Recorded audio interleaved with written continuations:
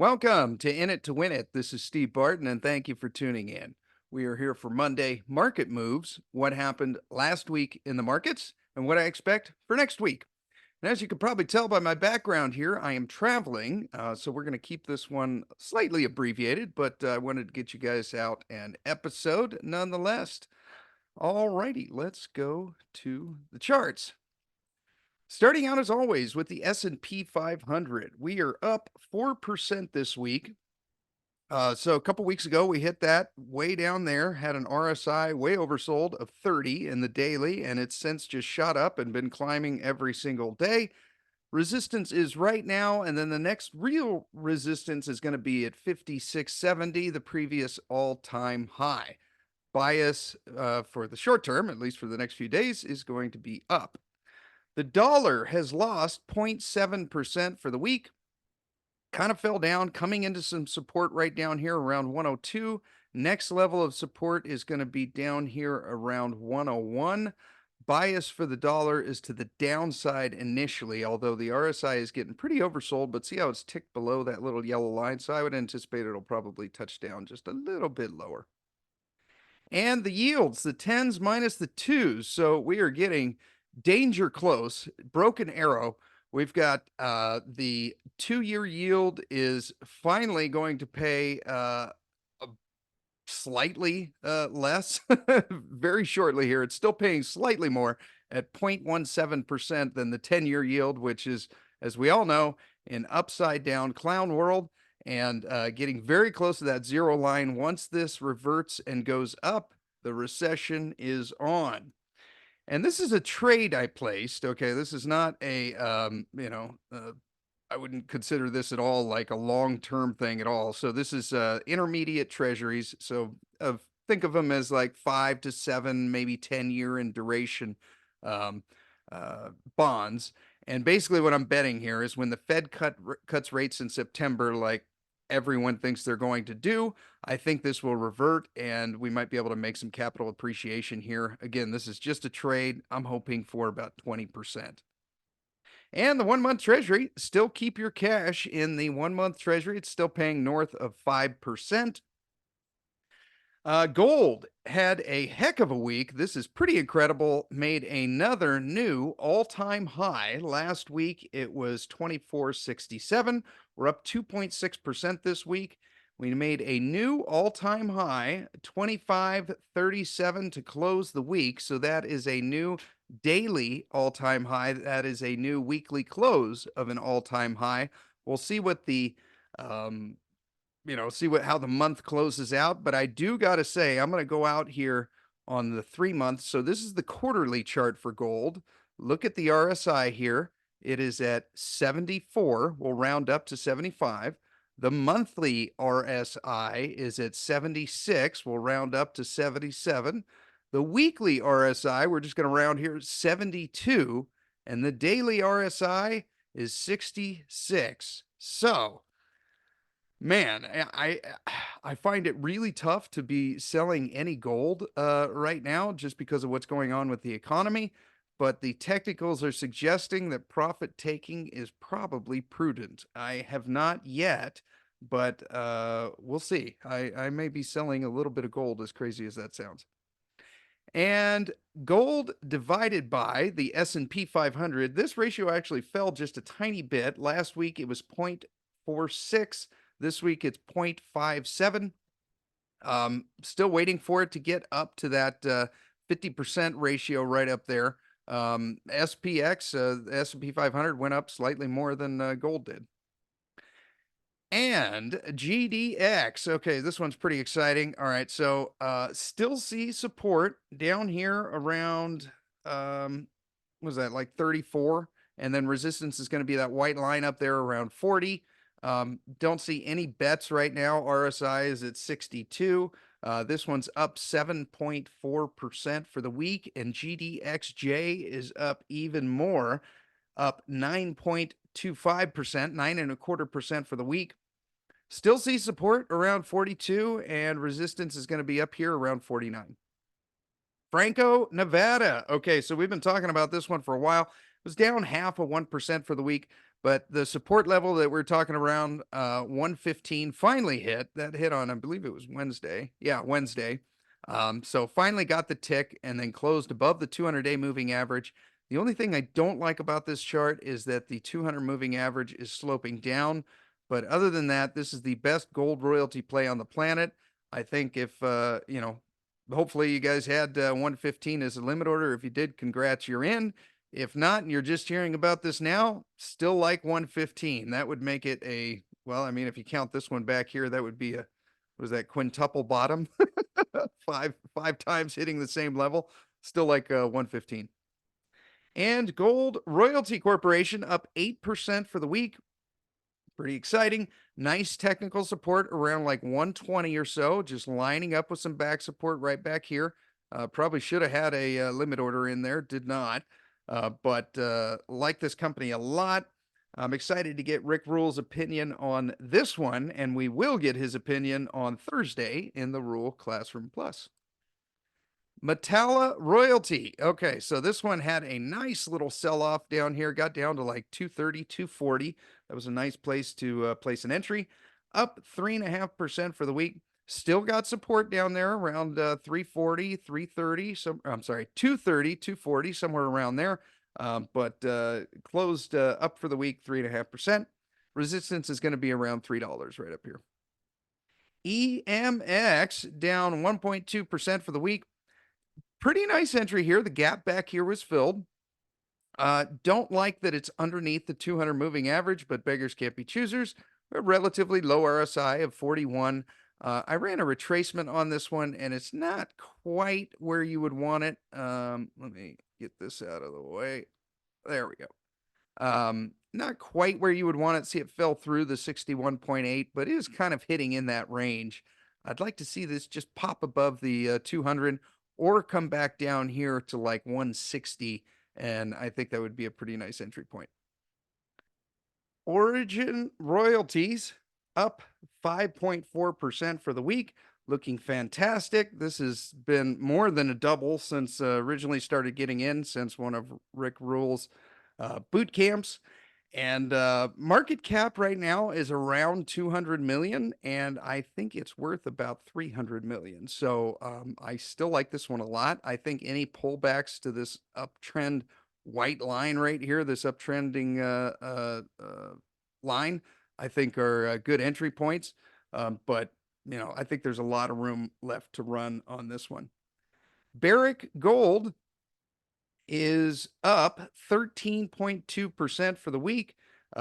Had some limit orders in down here around 1625 or so. Congratulations, you're in. You've had a nice run up here in the last couple of weeks since those have hit. What is that? Over 20%. So good on you. They had some excellent earnings calls, and yeah, continue to like this one a lot, especially for the gold bull market. Newmont is up 5.25% for the week.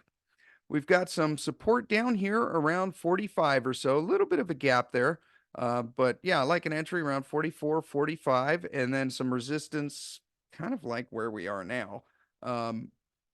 Yeah, kind of got some resistance around where we are now, maybe up or closer, got some real resistance up around like 53, 54. But yeah, I'd be looking for some entries down here, kind of around that 50 moving average, and then stink bids down here around the 200 moving average, which is around 39.40.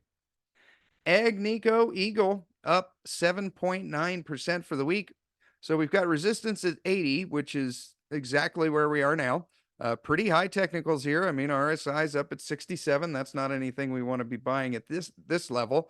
But if we do have a pullback down here around 69 or 70, that might be an interesting entry point. And B2 Gold is, what are we? Up 8.9% for the week.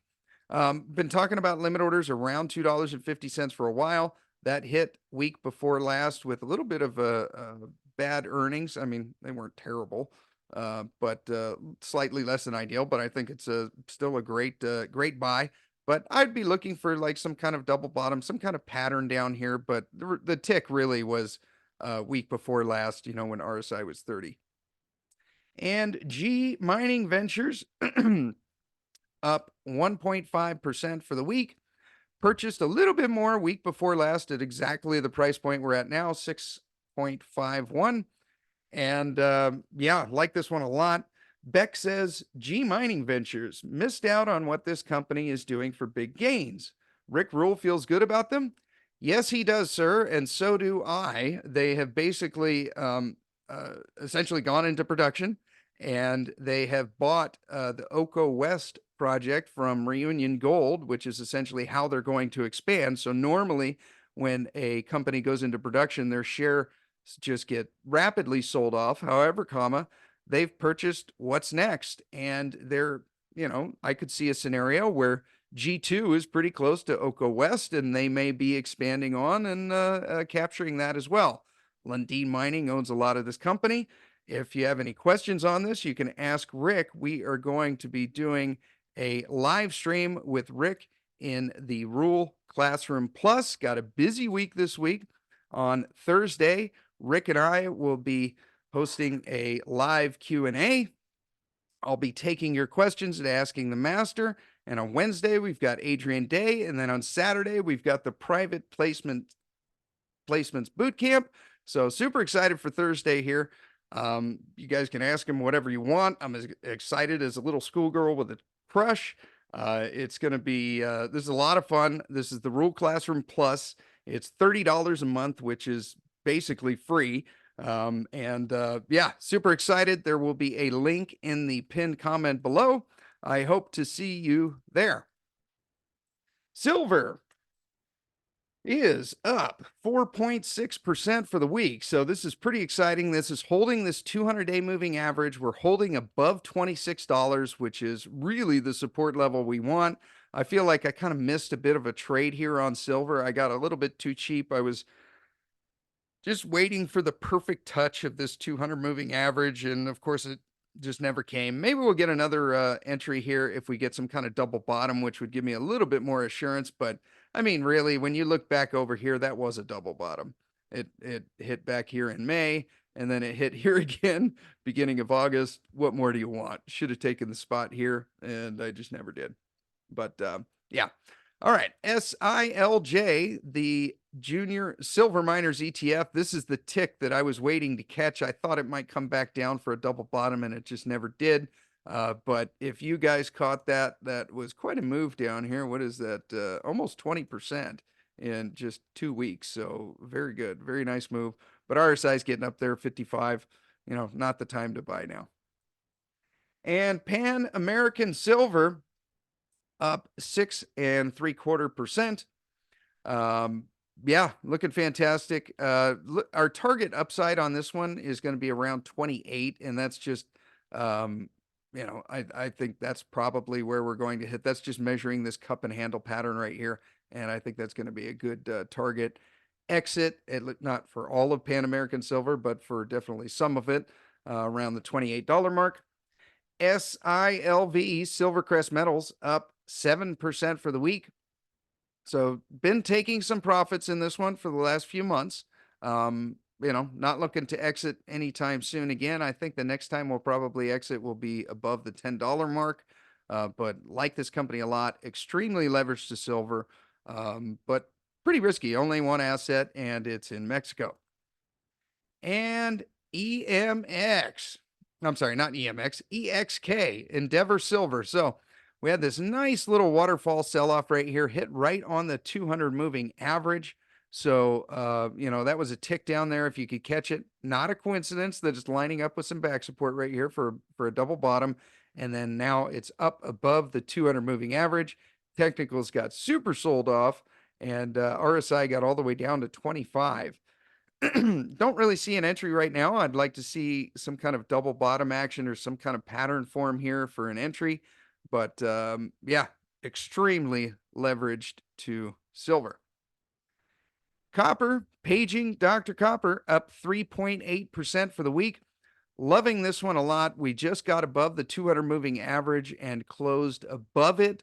Peter Granich thinks the floor on this one is around 385 to 380 or so. I agree. That coincides very nicely with this upward channel trend line right here. It'd be very interesting to see what Dr. Copper does when the recession is coming in. I personally think that this was the recession sell-off right here, and now we've kind of entered it. So I'm liking copper a lot over the next 3 to 5 years. And COPX, our favorite way to play copper, is right here. Liking this one a lot. We are up 5.6% for the week. Had a limit order hit back here. It was set for $40.60, but luckily the market shot down with the yen carry trade, and we snagged it at 38.33.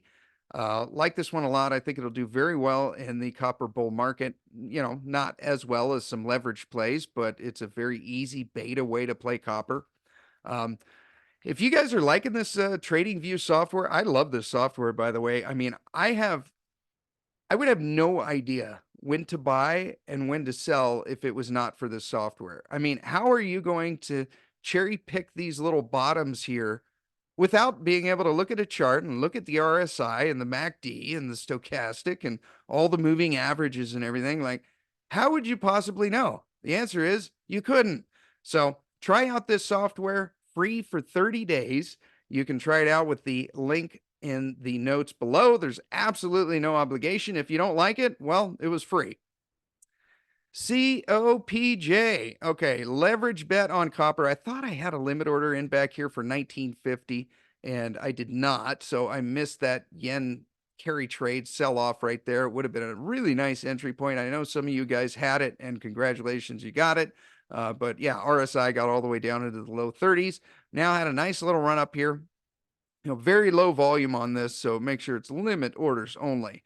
And but yeah, like this one a lot as far as a leverage play on copper. We're now above the 200-day moving average, and it is rising, which is bullish and good.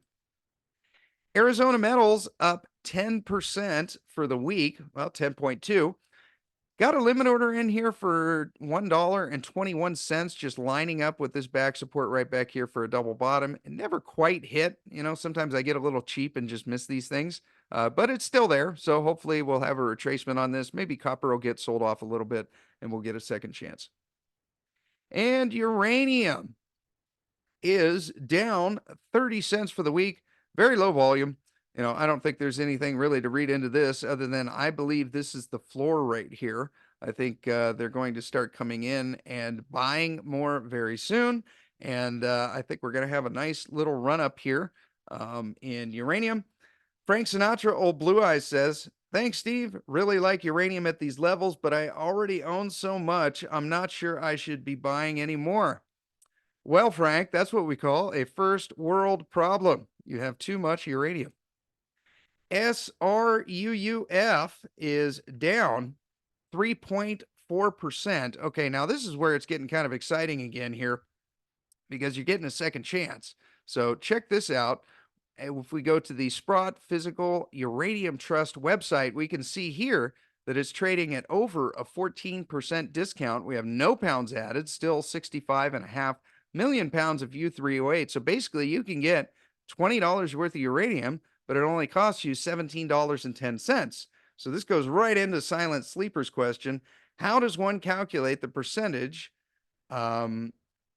discount for SRUUF? Here it is right here. You go to the Sprott Physical Uranium Trust website and you click on uranium, and then it tells you right there. If you want to get into the weeds and do a little bit more, I can put a link to this down in the notes below. This is essentially a Google Docs spreadsheet that is updated. I'm not sure who's updating this or how they did it, but bless their little heart, you can go down all the way to today's date, and you can see every single day what the cash position is, net asset value. You can see how many pounds of U3O8 they got, how much they purchased or not. You can see all this in here, and this is just a very small part of it. It goes way into the weeds here, but I'll put a link to this down in the show notes. Yeah, like this a lot. I don't know who's doing this or who wrote the program, but thank you for doing so. And if you are new to uranium or you want to get our resident uranium expert, Justin Hune's take, check out his newsletter, The Uranium Insider. Justin follows the supply-demand dynamics of U3O8 yellowcake. Because if you know where the price of the commodity is going, then you know where the uranium stocks are going. Justin's model portfolio is up over 500% in 5 years, outperforming the URA ETF by a double. The link is down below. Cameco is up 1.8% for the week. Like support right down here around like 35 or so. What is that? 35.50, 36, somewhere in that range. It would be nice if it came in for a little double bottom right there. That would be lining up with some serious back support right back here. Got super sold off here in the yen carry trade. And what did the RSI get down there to? 23. Wow, that's kind of like an auto buy no matter what you look at it. But anyways, if you guys want some Cameco, I just put right here 35. I think that's a pretty good entry point. And Kazatomprom is basically flat for the week. I think it was down or up like 0.1% or something in that range. Kind of like a purchase around now. I mean, this is pretty risky. 75% of this company is owned by the state, and only 25% is available to shareholders. But they pay an amazing dividend. It's like 7 or 8% annual. And yeah, kind of getting towards the lower end of this box right here. If you just do the kindergarten method of buy on this end and sell on that end, you'd be having a pretty good time. URA is up 2.4% for the week. Another one where I just put 25, kind of made it light green, like we got a little buy action going on here. Got down as low as 23. Look at that RSI back then. That was 27. So that was with the yen carry trade sell off. But would like to see this come in for a double bottom, just like the other ones. Same thing with URNM. I don't know that we will get a little double bottom like that, but I think anywhere around $40 for this thing is a pretty good deal. And yeah, look at that RSI down there, 26. That was a tick if you could catch it. But yeah, I would like to see just maybe kind of a little sideways action here. But I think what's going to happen is these utilities are going to start coming into the spot market. They're going to start buying, and then this is going to revalue pretty quick. URNJ down 1.5% for the week. 2 weeks ago, bought some at 1872. So just buying on pullbacks here. I really think that uranium has a long time to run, and this is basically a very, very leveraged bet on that. Just the juniors, no Cameco, no Kazatomprom, no Sprott Physical Uranium Trust, just all the petty dreadfuls. I think this is going to have a massive run like we did back here. Probably should have taken some profits up here and then re-entered back here like I did with URM, but hindsight's 2020. Like this one a lot. Paul says, Steve, you mentioned regarding uranium, if we're coming into a recession, and he's quoting me here, I said, if we're coming into a recession, which I think we are, these stocks will get whacked. And then he says, you also said you're buying some. Are you short-term trading these, or you only look to buy based on the technical charts, regardless of recession fears? Don't you worry about the risk of more selling off, or you just go with what the charts say? You're right. Maybe that does seem a little incongruent, but let me show you something here on the S&P 500 and what I did during the COVID crash. Okay, I don't think we're going to get a V-shaped sell-off like we did back here for the COVID crash. Maybe we will, but I don't think so. But basically, what I did, see this gap down right here? They were closing the market. I mean, like they would open up the market and then they would close the market for the rest of the day after a couple of hours of just like rapid sell-off here. And so that was kind of a cue to me. I got out of the S&P 500 down here and I didn't catch the exact top, but I got out pretty good. And then I got back in around over here. So I didn't catch the exact bottom, but I waited for a reversal and got in right there. And then I just continued to ride this thing up. And so I'm not opposed to going to a pretty heavy cash position if I see a waterfall sell-off like that. Some of the ones I'm not going to mess with, like some of the dividend plays like ExxonMobil. The physical uranium, I'm not going to sell a pound of that in some kind of market sell-off. But there could be a week where we get on here and all of a sudden I'm at 40% cash instead of 16% like I am now.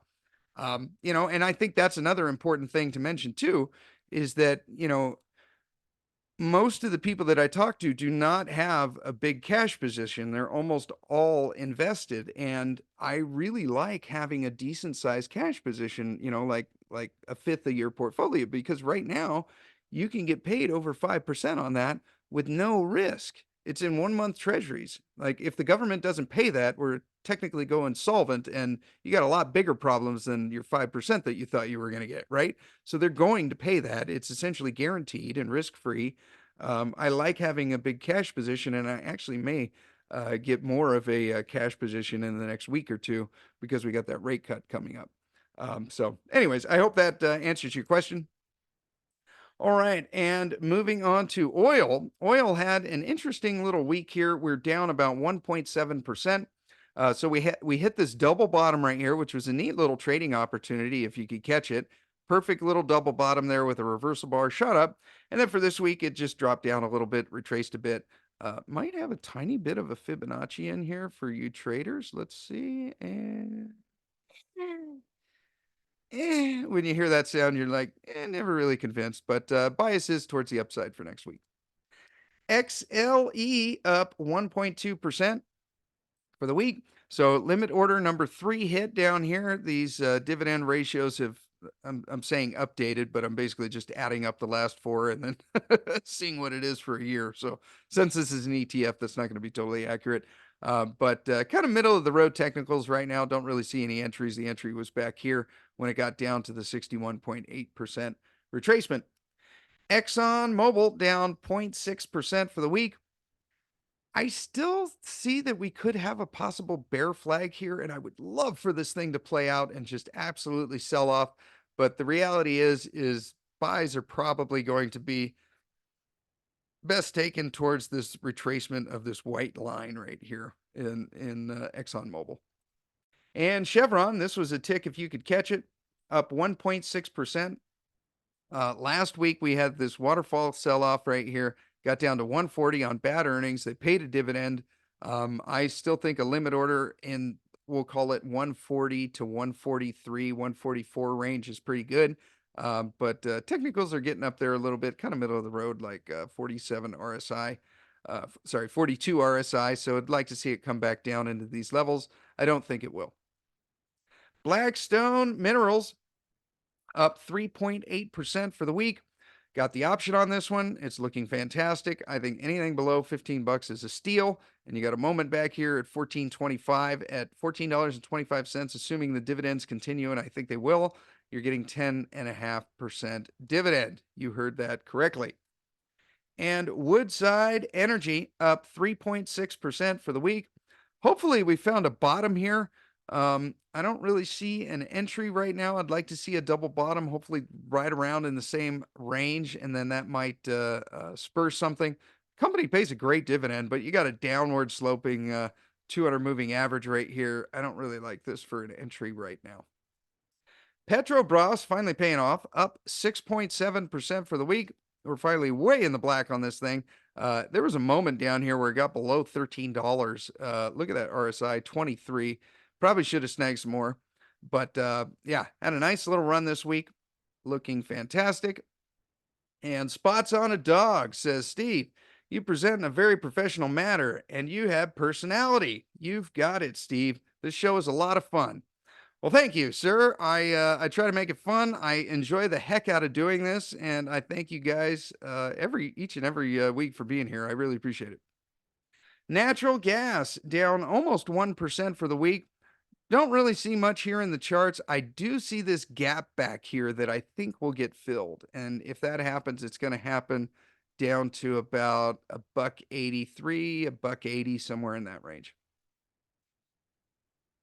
Devon Energy down 0.4% for the week. All right, so they had a earnings call. It was good. The company bought back 256 million in shares and paid their 44-cent dividend. Like this one a lot. This was a tick that I should have caught on Monday. Unfortunately, I was flying on a plane. Someone made a joke. Whenever Steve's on a plane, buy stock because that's when everything sells off. He's probably right. I would like to see kind of a double bottom here in this. I don't think it'll come. Honestly, I think now's a great entry, and you can tell I bought at these levels before pretty much where we are now. Yeah, I think now is a good deal. If it gets cheaper, that would be fantastic. And Equitable up 3.8% for the week. So it got pretty sold off, had nice earnings. They just paid a dividend. Take a look at the dividends here. Um, uh, Getting up around 2% just because we've had some sell off in the share price. So not nearly as good as Devon, but this is probably Rick's number 2 oil and gas play, and in the buy zone here if you're so inclined. And Matt Warder is coming back on to talk coal. He'll be on the show in a couple of weeks, and we will get his update on how coal is doing. Right now, thermal coal closed the week at 148. Met coal is down to 208. Getting sold off here on met coal. Our favorite coal ETF, COAL, is down 0.7% for the week. Still 10.5 million assets under management. Still the same 470,000 shares, so still the same as last week. I think this is a pretty decent entry, although I'm not buying any more coal until I talk to Matt in a couple of weeks. And so keep an eye out for his submit questions for Matt Cole, which will be in the community tab. Glencore up 1% for the week. So had some nice bounce down here with the sell-off got down to like $9.75 or so. So that was a tick if you could catch it. Don't see any entries on this. The tick was 2 weeks ago. Maybe it'll come in for a double bottom just like the rest of all these stocks. AMR down 7% for the week. So kind of hanging around this 400 daily moving average. And if we go here to the weekly, it's hitting right on the 100 weekly rate here. So that's pretty exciting. Yeah, we'll see what Matt says about this. This was his number 1 pick for 2024. We will see how this one works out. And BTU Peabody, basically flat for the week, but we've got just had a dividend pay. Not a fantastic one. I mean, it's small dividends here. If you really want dividends, you want something like Yancoal. Yeah, I missed this option when was it? 2 weeks ago, and then could have taken it again right here. But I looked at the price on options, and it was just a little too expensive. Like this was the tick if you could catch it. And Nick says, "Hi, Steve. Like you, I like coal. Your list seems US centric. Do you ever look at Aussie plays like Whitehaven, New Hope, and Yancoal? These guys have held up really well and pay good dividends. I'd like to get your view." Yes, rather than go into a deep dive here, go back to our episodes with Matt Warder, and we go over all these in detail. And make sure you keep an eye out for the submit questions for Matt Warder, which will be coming out in about a week and a half or so. And you can ask him anything you want on any coal company you want. All right. Thank you, Dick. And platinum is up 3.5% for the week. We're now above this rising 200-day moving average. So that's looking really good as far as playing that in the stock market. PPLT. So we had a tick back here if you could catch it around like 83, but I really like entries on this one around $80. And Palladium is up 5.3% for the week. Still got a lot of support down here at 860. And the way you could play that is PALL. And limit orders around $79, $80, which finally hit after, I don't know, 6 months. Yeah. Finally hit after 6 months a couple of weeks ago. So hopefully you got in on that. If not, then just set another one. Set it for $78, $79, $80, somewhere around there. And that would just come in with some nice back support right there. And the SPP's up 4.4% for the week. $9 limit order hit, and you probably got it at $8.75 because that's where it opened. So congratulations. Nice little entry there. Don't see any entries again until kind of another double bottom down there around, $8.75, $9, something like that. And nickel futures up 1.3% for the week. Peter Granish says nickel is just as hated as lithium, which is music to our ears because that usually means it's on radical sale. And if we go here to our favorite nickel ETF, NIKL, through Sprott, like this one a lot. Look at how cheap this got, down to $11.40. I did my final limit order back here at $12. What is that? $12.63. And yeah, I suppose you could enter now. But I'd like to see some kind of like double bottoming action somewhere around there. Remember, this is a bet that's probably going to take at least 2 years to play out. And Centaurus Metals down 8.6% for the week. Someone asked if I was all of a sudden bearish on Centaurus Metals, and no, not at all. I just think this one's going to take a while to play out. But close the week at 25 cents. And iron ore down 3.4% for the week, down at 97.81. BHP is, what are we at? 53.24. So I pretty much like a buy of this thing anywhere like south of $55. Technicals aren't super stretched like they were back here, although ironically the price was higher. But yeah, love BHP a lot. Think it should be a core position. And now this one I'm also getting excited on because I don't have as much of it as I should. But check out what happened here with Rio Tinto, down 3.1% for the week. So these pipe dream limit orders we've had forever down here for $60 and $58.50 are getting pretty damn close. Okay, so we got a massive sell-off here, and look at this pattern that we're seeing here with the dividend. So you got a dividend here, rise up.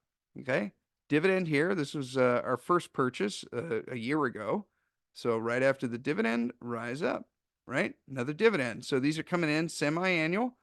Dividend, rise up. We just had a dividend. I think on Monday what I'm going to do is move this arrow over here and get some. Maybe even run an option on this and just play this Charlie Brown pattern. But I don't know. I guess in my head I've been saying that I'm going to wait for the market sell-off, and then because BHP and Rio are surely going to get whacked if we have a pretty good recession. That might be the time to deploy some of that cash to get more. I'm not sure, but that is a pretty compelling pattern here, and one I think I'll take advantage of on Monday.